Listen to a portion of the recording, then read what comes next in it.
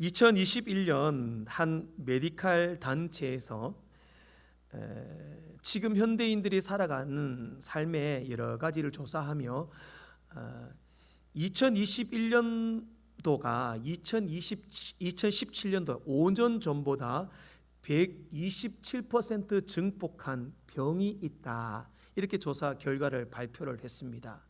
그 5년 전보다 이 병이 유독하게 사람들에게 많이 발병하더라. 5년 전보다 127% 증가했다라는 거죠. 여기 표가 나오는데 뭐 자세히 볼 필요는 없습니다. 못 알아먹습니다. 127% 증폭한 이 병이 뭔가? 이 병의 원인은 알 수 없습니다. 왜 이 병에 걸리는지 모릅니다. 그냥 이제 학자들이 진단에 따르면 스트레스가 가장 크고 남자보다는 여자가 더 많이 걸린다고 합니다. 이 병에 걸리면 체력이 급격하게 떨어지고 체중이 심하게 늘어납니다. 피곤을 느끼고 무력감과 무가치함을 느끼게 되고 매사에 의욕도 떨어집니다. 때로는 불면증, 또 불안감, 여러 가지 마음이 찾아온다고 합니다. 무슨 병일까요? 예, 우울증. 우울증 맞습니다. 자, 그러면 이 우울증은요, 치료가 될까요, 안 될까요? 예, 치료가 된다고 합니다. 약 80% 이상은 우울증이 치료가 됩니다. 학자들이 이제 연구를 하면서 우울증을 치료할 수 있는 가장 좋은 방법이 뭐냐 하는 말이 안아주는 것이 가장 좋은 치료 방법이다. 그런 결과를 학회에서 냈습니다. 그래서 미국의 어떤 정신신체학회라는 단체에서 이런 글을 썼는데요, 그 글의 제목이 안아주면 건강해집니다. 예, 한번 안아줘 볼까요? 우리 좌우성도님들. 우리 하니까 우리 임선옥 집사님은 균화를 막 안아주는데, 여기 이제 남성분들 계신 쪽에는 전혀 반응이 없습니다. 건강하시려면 많이 안아주라, 그렇게 학자들은 말을 합니다. 오스트리아 출신의 정신분석학자 가운데 르네 스피치라고 하는 분이 있습니다. 이분은 이제 2차 세계대전 이후에 이제 전쟁에서 부모님을 잃고 전쟁 고아가 된 이 고아들을 맡아서 양육하고 키우고 그런 일을 했던 의사였습니다. 이분은 이제 그 부모를 입은 전쟁 고아들을 양육시설에 모아서 그들을 정말 사랑하는 마음으로 좋은 음식을 먹이고 깨끗한 환경과 좋은 위생시설로 그들을 양육하고 돌보았습니다. 최선을 다해 이들을 이제 케어를 했다는 거죠. 그런데 이 아이들이 건강해지지도 않고 행복해 하지도 않더라. 오히려 아이들에게 아픈 아이들이 많이 생겼고 얼굴에 웃음이 사라지더라. 그리고 이제 자신이 돌보았던 아이들이 총 99명의 아이들을 돌보았답니다. 91명의 아이를 돌보았는데 무려 34명의 아이들이 2살이 되기도 전에 사망을 했다는 겁니다. 이 아이들이 죽었던 이유가 전염병이나 영양실조나 어떤 다른 학대를 받은 것도 아니었습니다. 이유 없이 그들이 죽더라는 겁니다. 그래서 이 스피치 박사는 이유를 알 수가 없었습니다. 왜 이렇게 나는 최고로 이를 대접했는데 이런 일이 생기나. 그리고 그 일이 있고 그해 겨울에 스피치 박사가 멕시코로 휴가를 갔다고 합니다. 멕시코로 휴가를 갔는데 거기에 한 교도소에 작은 보육원이 있었다고 합니다. 이 보육원은 교도소 재소자들, 교도소에 아버지나 어머니가 갇혀 있어가지고 아이를 돌볼 수 없는 상황이 생겼을 때에 그 아이를 돌보는 보육시설이었다고 합니다. 당연히 이 교도소 보육시설이기 때문에 시설도 좋지 않습니다. 좋은 음식을 먹을 수 있는 것도 아닙니다. 영양분이 잘 공급되는 것도 아니고 어떤 그런 환경과 깨끗한 시설도 아니었다라는 겁니다. 그런데 여기 아이들은 모두가 밝게 웃고 행복해하고 병에 걸리는 아이들이 없다. 일찍 죽는 아이가 없더라는 겁니다. 이 스피츠 박사가 왜 그럴까?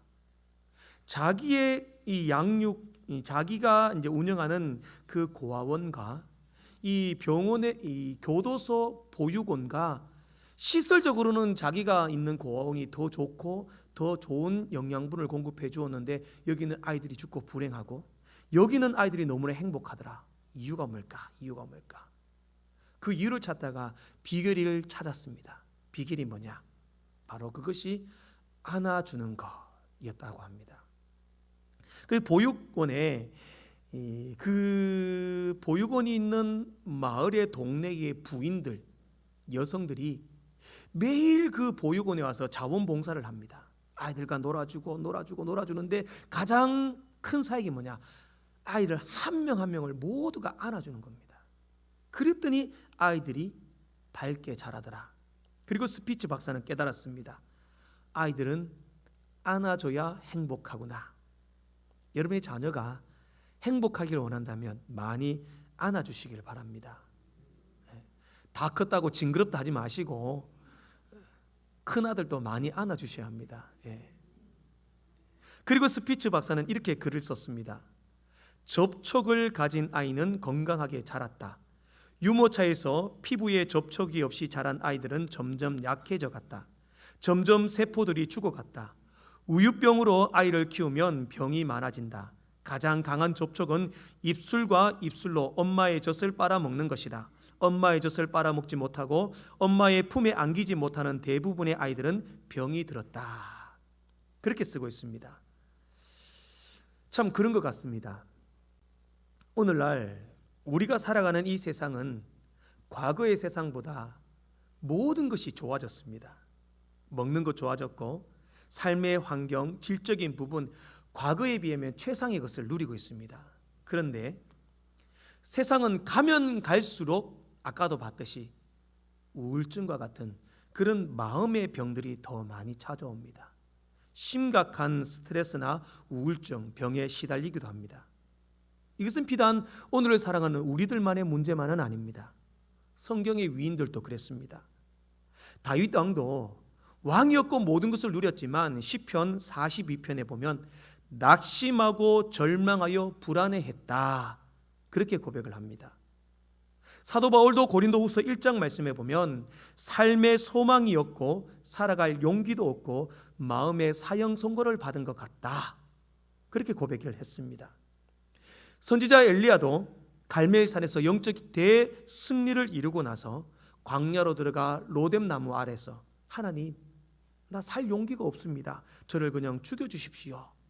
낙심하며 고백했습니다. 그들 모두가 절망 속에 힘들어했습니다. 그러나 그 모든 사람이 실패했습니까? 실패하지 않았습니다. 그런 절망의 슬럼프를 경험했지만 그들은 모두 다 새롭게 일어섰습니다. 언제? 하나님이 그들을 안아주셨을 때에. 하나님이 나와 함께 하신다. 나는 혼자가 아니다. 하나님이 나를 도와주신다. 하나님의 품어주심과 안아주심을 경험했을 때에 새로운 믿음이 생기기 시작했고 다시 일어설 수 있었다라는 것입니다.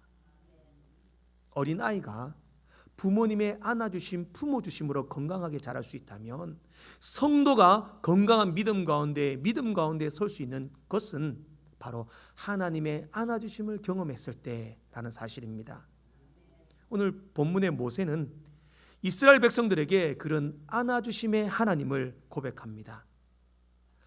본문은 모세가 이스라엘 백성들을 이끌고 애굽에서 나와 이제 가나안으로 가는 광야의 삶을 산 지 약 한 1년 정도가 지났을 때입니다. 1년 정도 지나니 모세는 생각을 합니다. 자, 이제 우리가 1년 정도 가나안을 가기 위하여 광야의 생활을 하는데 지나간 시간들을 돌아보니 참 힘들었다. 많은 어려움이 있었다. 홍해를 만나고 따라오는 이집트 군사들을 만나고 물이 없어서 죽을 뻔했고 먹을 것이 없어 굶주렸고 낮에는 찌는 듯한 더위, 밤에는 추위와 싸워야 했다. 수많은 대적들을 만났고 사나운 맹수나 독성을 가진 생물들이 위협을 했다. 그러나 그 상황 가운데서도 우리가 여기까지 올 수 있었다. 그것은 바로 하나님의 은혜였다.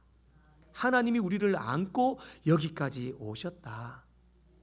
그렇게 모세는 고백하고 있습니다.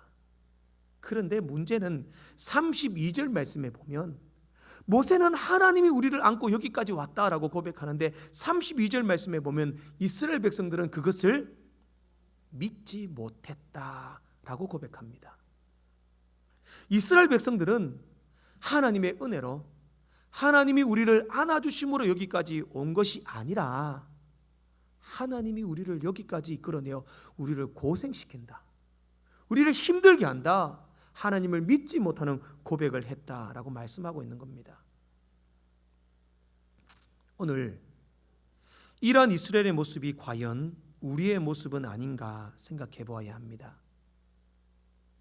나는 그래도 주일 지키고 하나님 믿고 믿음 생활 한다고 하는데 하나님은 왜 나에게 광야를 걷게 하고 왜 힘든 어려움을 만나게 하고 힘든 고통을 겪게 하느냐? 왜 나는 이 꼴이냐? 왜 내 가정은, 나의 건강은, 나의 미래는, 나의 사업은, 나의 삶은 이렇게 안 풀리느냐?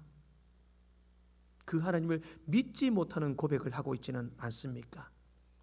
사랑하는 성도 여러분, 우리는 가만히 생각해 볼 수 있기를 원합니다. 광야를 걸으면요, 힘들 수밖에 없습니다. 광야의 삶은 고통과 아픔과 여러 가지 어려움이 찾아올 수밖에 없습니다. 그러나 그런 광야의 삶에도 하나님이 지켜주셨기 때문에 우리가 여기에 있는 겁니다.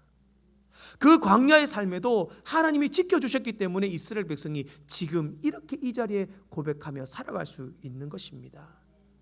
하나님이 안아주셔서 여기까지 있게 하셨고, 하나님이 보호해 주셔서 여기까지 있게 하셨고, 하나님이 우리와 함께 하셨기 때문에 지금 이 자리에 앉아 있음을 고백합니다.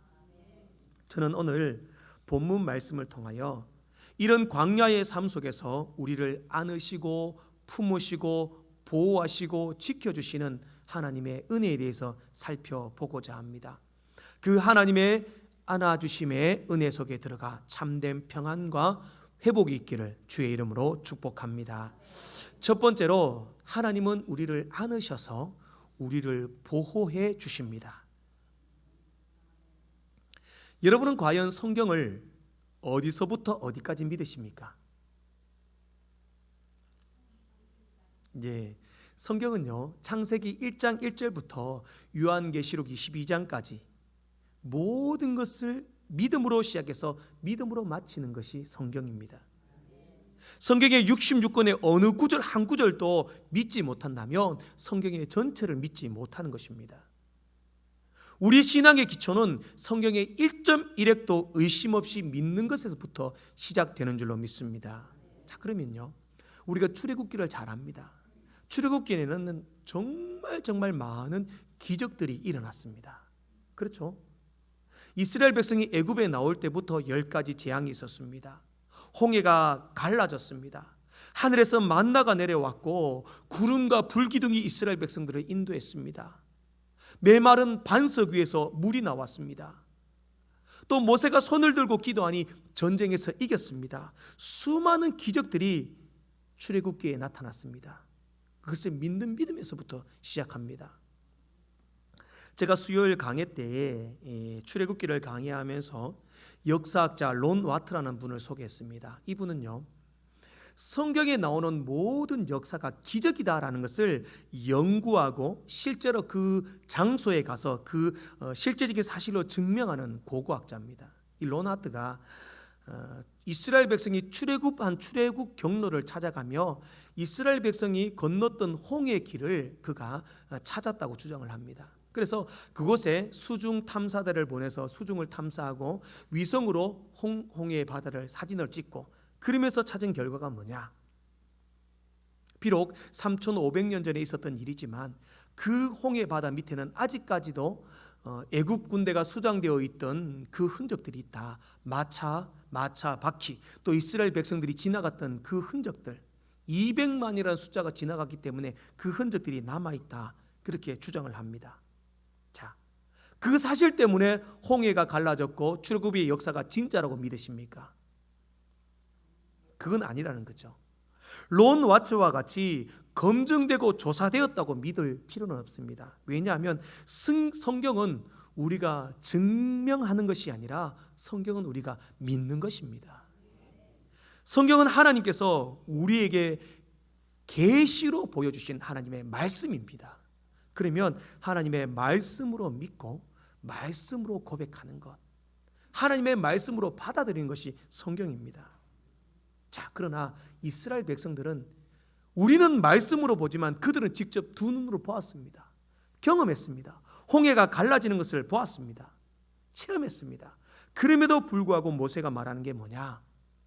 하나님 여호와를 믿지 아니하였다. 왜 믿지 못합니까?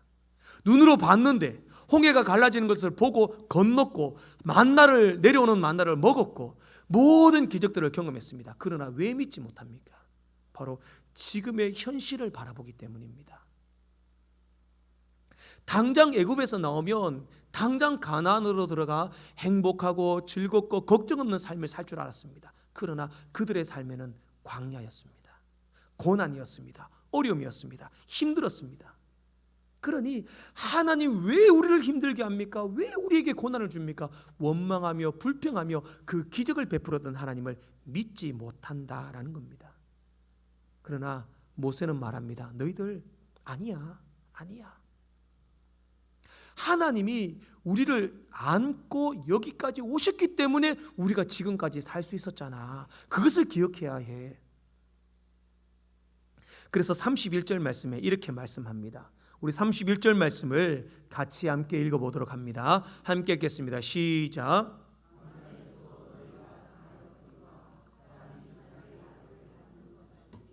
너희의 하나님 여호와께서 너희가 걸어온 길에서 너희를 안으사 이곳까지 이르게 하셨느니라 하나.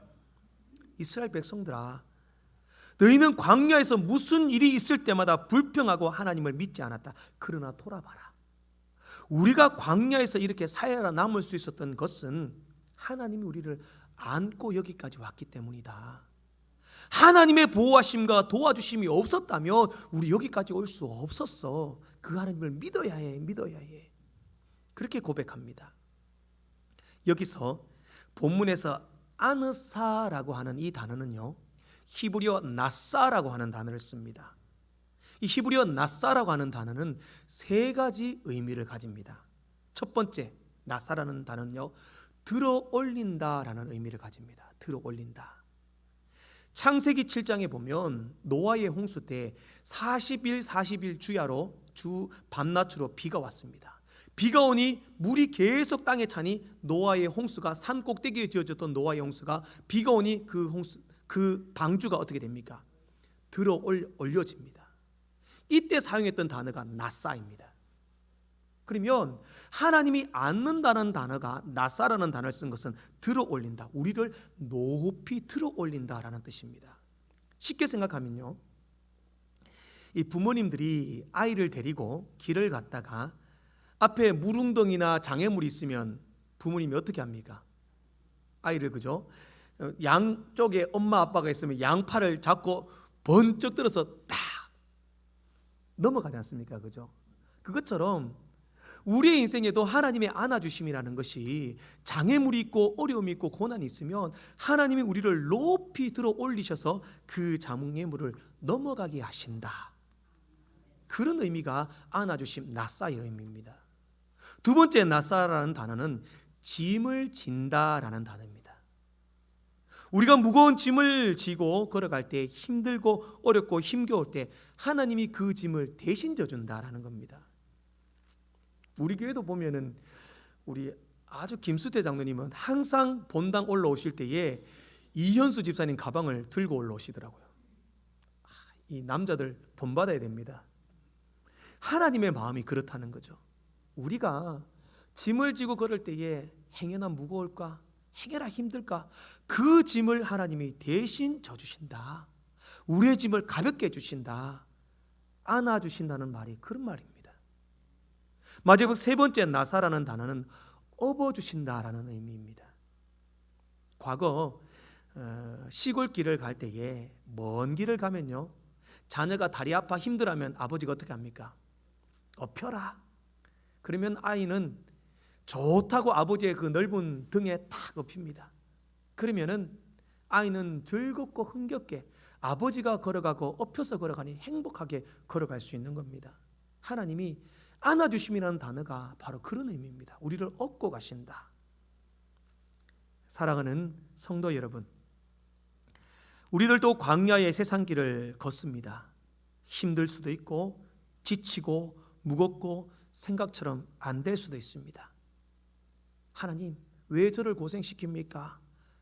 하나님의 의심이 되고 믿음이 사라질 수도 있습니다. 그러나 믿어야 합니다. 하나님은 우리를 안고 여기까지 오셨습니다. 여기까지 온 수 있었던 것도 하나님이 안고 우리를 오셨기 때문입니다. 어떤 장애물이 있으면 번쩍 들어 올려서 그 장애물을 넘어가게 하셨고, 내가 무거운 짐을 지고 힘들고 괴로워하고 고통스러울 때에 그 짐을 대신 들고 가주셨고, 멀고 험한 광야의 길에서 다리가 아프고 지칠 때 업혀라. 우리를 업고 여기까지 걸어와 주셨다라는 겁니다. 조금만 힘을 내시고 어렵더라도 주님 바라보시길 원합니다. 광야는 힘들 수밖에 없습니다. 그러나 하나님이 여러분을 안고 계십니다. 넓은 품에 품어주십니다. 그 따뜻한 주님의 숨결을 느끼시며 안아주시는 주님을 붙드시기를 소망합니다. 마지막으로 하나님은 우리를 안으셔서 갈 길을 인도해 주십니다. 참된 목자는 양들이 가야 할 길을 바르게 지도합니다. 양의 특성은요, 눈이 좋지 못하고 또 고집이 셉니다. 그래서 자기가 가는 길에 어떤 장애물과 어떤 위험한 것이 있는지 잘 못 봅니다.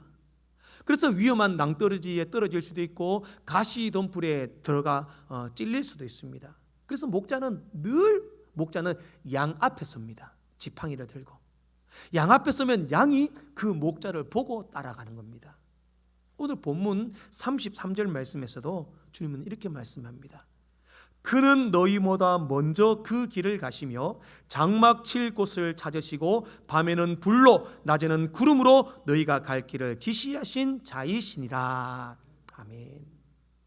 자, 하나님이 그렇다는 거죠.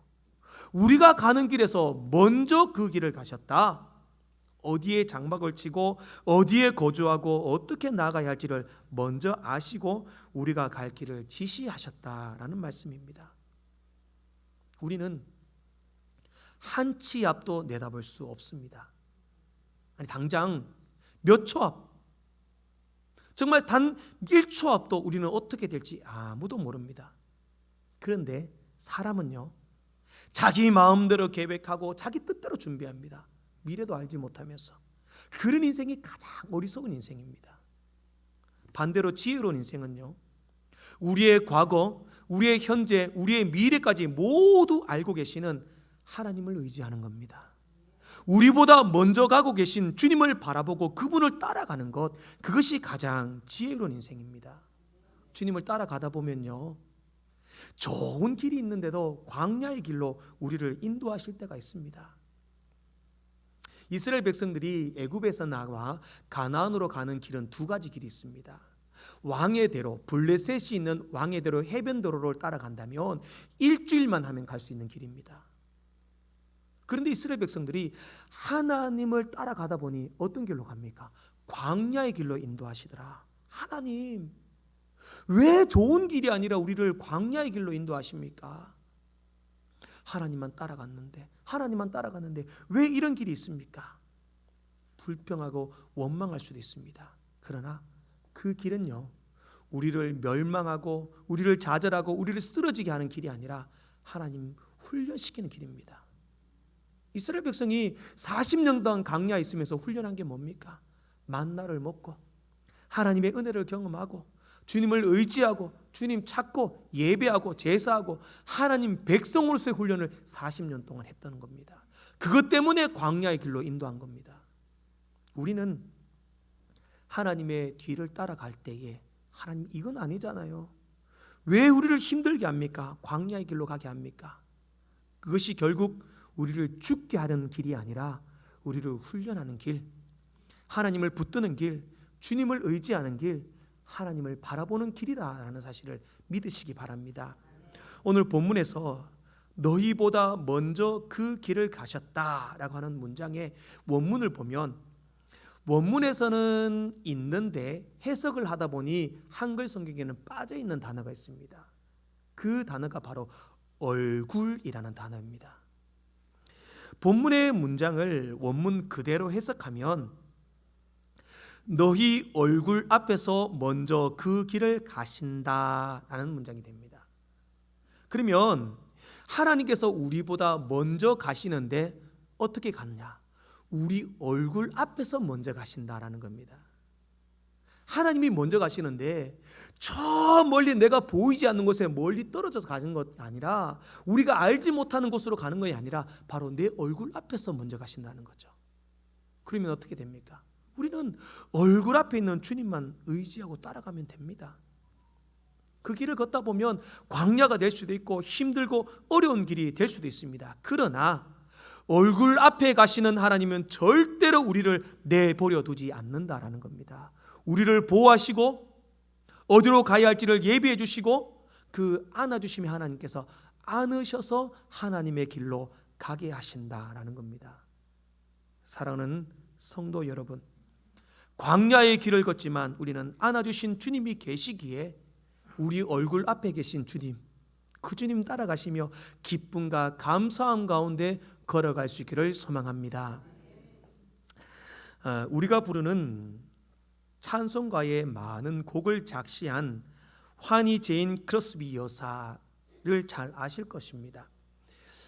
제가 과거에도 한번 예화를 드렸는데, 이분은 태어난 지 6주 만에 심각한 감기에 걸리고 두 눈의 시력을 잃게 됩니다. 그때부터 맹인으로 살게 됐고 12살 되던 해에 아버지가 세상을 떠나게 됩니다. 그런데 하나님께서는 이 제인을 찾아가 주셨고 만나 주셨고, 그때부터 제인 크로스비의 삶은 하나님이 안아주시고 보호해 주시고 인도해 주시는 삶을 살게 됩니다. 그래서 크로스비는 하나님의 은혜를 경험하고 수많은 찬송 시를 씁니다. 일평생 몇 편을 썼느냐? 약 9,000편의 찬송 시를 썼습니다. 우리가 잘 아는 찬송가 중에 예수를 나의 구주 삼고 주의 음성을 내가 들으니 오 놀라운 구세주 예수, 이 모든 찬송가가 환희 크로스비 여사가 쓴 찬송 시입니다. 그런데 그녀가 1874년에 자기가 쓴 시의 출판, 시집의 출판 기념회를 하려고 준비를 했습니다. 그리고 그 기념회에 가기 위해서 가려는데 돈이 하나도 없는 겁니다. 그때 그 행사에 참석하기 위해서 약 한 5달러의 돈이 필요했다고 합니다. 지금은 5달러가 약 한 돈, 우리나라 돈으로 한 6만 원 정도 이렇게 되겠지만 그 당시의 가치로는 약 60만 원 정도의 돈이었다고 합니다. 찾을 수도 없고 구할 수도 없는 그런 상황이 있었습니다. 어떻게 할지 몰라 발을 동동 구르고 있는데 갑자기 집에 초인종이 눌려지고 낯선 손님이 찾아옵니다. 문을 열었습니다. 그 사람이 하는 말이, 여기 혹시 화인 제인 크로스비 선생님의 집입니까? 이렇게 묻습니다. 예, 그렇습니다. 죄송하지만 누구시죠? 그래서 그 사람이 대답합니다. 예, 저는 먼 지역에서 오늘 여기에 출장차 왔는데 이 곳에 환희 제인 크로스비 선생님이 사신다는 소문을 듣고 선생님을 한번 뵈러 왔습니다. 이분은 크로스비 여사가 쓴 찬송가의 큰 은혜를 받고 한번 이 여사를 만나고 싶었던 겁니다. 그리고 약 30분 동안 차를 마시며 대화를 나눕니다. 그리고 나가면서 크로스비 여사와 악수를 합니다. 악수를 하면서 어떤 이제 편지처럼 종이 쪽지를 화인 크로스비 여사에게 손에 쥐어 주었습니다. 크로스비 여사는 이게 뭔지 눈이 안 보이는 몰랐습니다. 주변 사람들에게 어떤 사람이 내게 전해준데 이게 뭐냐 물었습니다. 그래서 사람들이 하는 말이 5달러 지폐입니다. 자기가 필요했던 그 돈을 그분이 주고 갔다라는 겁니다. 그리고 크로스비 여사는 참 하나님 정말 섬세하시다. 나는 앞이 보이지 않는 불행한 삶을 살고 광야와 같은 이 삶을 살지만 나의 모든 길은 하나님이 예비해 주시고 준비해 주시더라. 그 은혜를 깨달았다고 합니다. 그리고 깨닫고 나서 그 자리에 앉아 눈물을 흘리며 기도하며 쓴 찬송시가 바로 우리가 늘 부르는 나의 갈 길 다가도록 예수 인도하시니 어려운 일 당한 때도 족한 은혜 주시네. 나를 안으시고 인도하시는 하나님께서 우리의 갈 길을 인도해 주시고 어려운 일을 당할 때도 족한 은혜를 주시더라. 그렇게 고백했다고 합니다. 사랑하는 성도 여러분, 우리를 안으시는 주님은 이러한 하나님이십니다. 험난한 광야의 길을 걸을 때에 우리는 원망과 불평과 불신이 가득한 마음으로 살아가지만 주님은 우리를 안으셔서 보호해 주시고 우리의 갈 길을 인도해 주십니다. 오늘 또 주님의 그 안아주심의 따뜻한 손길을 느끼시고 힘을 내시고 용기를 내시고 기쁨과 감사함 가운데 믿음의 걸음을 걷는 복된